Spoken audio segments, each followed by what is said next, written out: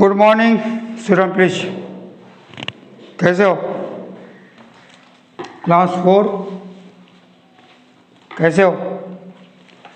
अच्छा, इसके पहले कहाँ तक आप लोगों को कराया गया था? बोलो भाई, बोल, कहाँ तक हुआ था? जब मैं पढ़ता था ये तो हो गया था, वन देवी की प्रार्थना भी हो गया था।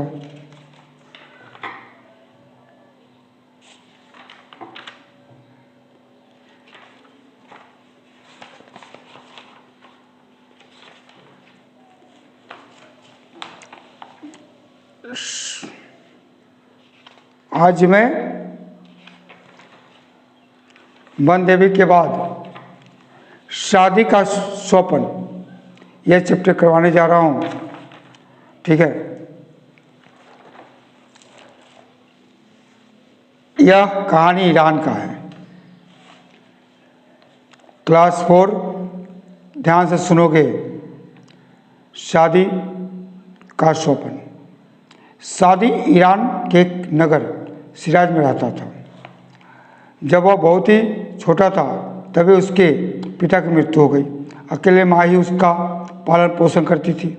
वो अपनी माँ की आंखों का तारा था। उसकी हर इच्छा पूरी करना माँ अपना पहला कर्तव्य समझती थी, जो माँ लोग को होती है। तुम लोग का मम्मी भी वही करती है। रमज़ान का महीना था, कल ईद होगी, ऐसा सभी लोग सोच रहे थे। शाम का समय था, लोगों की निगाहें आसमान में चांद देखने के लिए तरस रही थी।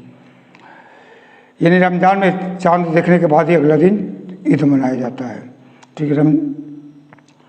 दरअसल शादी भी चांद देखने को कोशिश कर रहा था, तभी आसमान में चांद दिख गया। हुआ खुशी से अपनी माँ के पास पहुँचा। माँ चांद दिख गया, अब तो कल ईद होगी। हाँ मेरे लाल, कल ईद होगी, माँ ने कहा। अचानक शादी को कुछ याद आया। अरे मम्मी, मेरे जूते तो अभी तक नहीं खरीदे गए। आपने कहा था कि ईद के पहले ला देंगे। हाँ बेटे, कहा तो था। इतना कहकर माँ के चेहरे पर उदासी छा गई। शादी के पिता की मृत्यु के बाद घर खर्च भी चलना मुश्किल हो गया था। वो किसी तरह अनिवार्य जरूरतों को ही पूरा कर पाती थी। फिर भी उसकी कोशिश यही रहती थी कि शादी की सभी इच्छाओं को वह पूरा कर सके। उसके नए कपड़े तो उसने बनवा लिए थे, लेकिन जूते खरीदने के लिए उसके पास पैसे न थे। उसकी आंखों में बेबसी के आंसू छलक उठे। शादी ने माँ की ओर देखा तो बोला उठा, अरे अम्मी तुम रो क्यों रही हो? मैं पुराने जूते ही पहन लूँगा। सोते समय स्वप्न में उसे देव प्रकाश वाला व्यक्ति दिखाई पड़ा। उसने शादी से कहा, आओ मैं तुम्हें एक ऐसी जगह दिखाता हूँ जिससे देखकर खुदा के प्रति तुम्हारी सभी शिकायतें दूर हो जाएगी। शादी ने अपनी अम्मी के मुंह से देवदूतों के बारे में सुना था। वह समझ गया कि यह कोई खुदा का भेजा हुआ देवदूत ही है। वह उसके साथ चल पड़ा। देवदूत उसे एक महल में ले गया। उस महल में चारों ओर सन्नाटा छाया हुआ था। देवदूत ने उसे एक कमरे की ओर जाने को इशारा किया। शादी ने दरवाज़ा खोला तो देखता है कि एक व्यक्ति रो रो कर कह रहा है, ये खुदा, मुझे धन दौलत नहीं चाहिए, मेरी सारी संपत्ति मुझसे ले ले, लेकिन मुझे मेरी आंखों की रोशनी दे दे। अब देवदूत ने दूसरे कमरे को इशारा किया। शादी ने उस कमरे का दरवाज़ा खोला तो उसमें दूसरा आदमी गिड़गिड़ाते हुए प्रार्थना कर रहा था, हे खुदा, आपने मुझे दुनिया के सारे ऐशो आराम दिए, लेकिन मेरे लिए तो सब व्यर्थ, मैं चल फिर नहीं सकता। ये खुदा, मेरा सब कुछ छीन ले, लेकिन मुझे दो पैर दे दे। वहीं तीसरा आदमी भी दर्द भरी आवाज़ में कह रहा था। वह कह रहा था, एक अल्लाह, मुझे सुनने की क्षमता दे दे, चाहे मेरी सारी संपत्ति छीन ले। ये सब देखकर शादी को जीवन की सच्चाई समझ में आ गई। वह सोचने लगा कि खुदा ने तो मुझे बहुत धनवान बनाया, मुझे आँख, कान और पैर सभी कुछ प्रदान किया है। मैं गरीब कहाँ हूँ? असली गरीब तो ये लोग हैं। वह देवदूत की ओर मुड़ा तो उसने उसे गायब पाया। तभी माँ की आवाज़ उसके कानों में पड़ी, उठो बेटा, सुबह हो गई, ईदगाह जाने की तैयारी करो। शादी ने आँखें खोली तो रात का सपना उसकी आंखों के सामने घूम गया।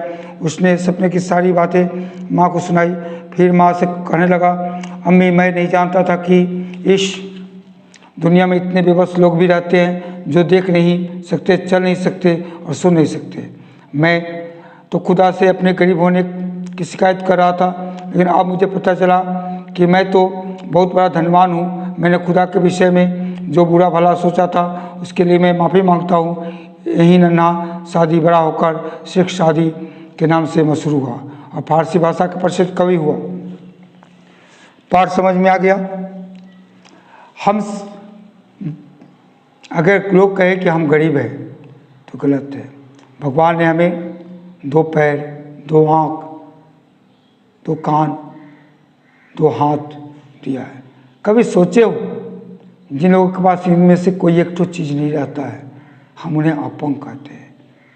इंग्लिश में हैंडीकैप्ड कहते हैं, हैंडीकैप्ड कहते हैं, अपंग कहते हैं। कितना लच्चर होता होगा। इसलिए सबसे अमीर हम लोग हैं। अच्छा, अब तो तुमको मालूम हो गया वह कि शादी कहाँ रहता था। तो शादी ईरान के एक नगर सिराज में रहता था। शादी की माँ क्यों उदास हो गई? क्योंकि शादी को वह कपड़े तो बनवा दी थी, जूता नहीं खरीद पाई थी। ठीक है। सौपन में शादी ने किसको देखा? सौपन में शादी ने एक अल्लाह का भेजा हुआ एक दूत को देखा। बड़ा होकर शादी नन्हा शादी किस नाम से मशहूर हुआ? बड़ा होकर नन्हा शादी ने शेख शादी के नाम से मशहूर हुआ, जो बहुत बड़े फारसी के कवि थे। ठीक है। अब से उत्तर पर टिक लगाना है। शादी ईरान के एक नगर कहाँ का था? सिराज। शादी के पिता की मृत्यु हो गई थी। सौपन में शादी ने देखा देवदूत। बड़ा होकर शादी किस भाषा के? फारसी कवि का।